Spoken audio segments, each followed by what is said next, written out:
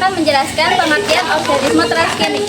Organisme transgenik terbuat dari sel transgenik yang mengalami DNA rekombinan dari spesies lain. Transgenik adalah memindahkan gen dari makhluk hidup ke makhluk hidup lainnya, baik dari tanaman ke tanaman lainnya atau dari gen hewan ke hewan lainnya.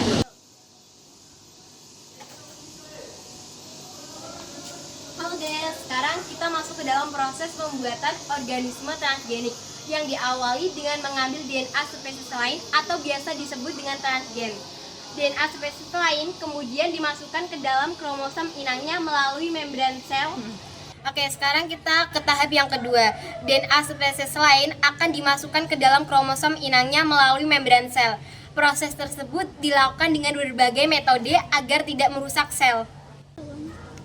Sederhananya, proses tersebut adalah transplantasi suatu gen atau DNA dari satu spesies ke spesies lainnya.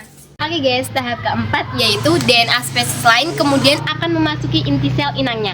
DNA asing dapat disisipkan secara acak pada kromatid atau disisipkan ke lokus kromatid tertentu. Nah, setelah proses tersebut, inang akan menjadi organisme transgenik yang telah direkayasa genomnya.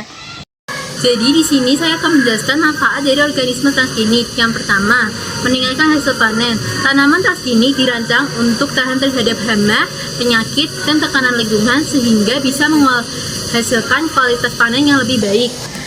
Yang kedua, tahan terhadap hama dan penyakit.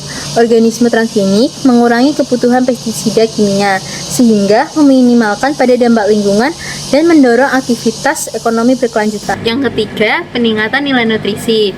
Tanaman transgenik dirancang untuk memiliki profil nutrisi yang lebih baik sehingga menghasilkan protein dan vitamin yang lebih tinggi. Yang keempat adalah kemajuan medis. Hewan transgenik memungkinkan para peneliti untuk menguji pengobatan potensial, memahami mekanisme penyakit, dan melakukan pendekatan pengobatan yang dipersonalisasi. Yang terakhir adalah lingkungan berkelanjutan. Mikroorganisme berkontribusi dalam memelihara lingkungan dengan memecah menjadi polutan, menjaga kesehatan tanah, dan mendorong praktik pengolahan limbah yang berkelanjutan. Oke guys, jadi ini beberapa hasil dari organisme transgenik. Ini, dan ini.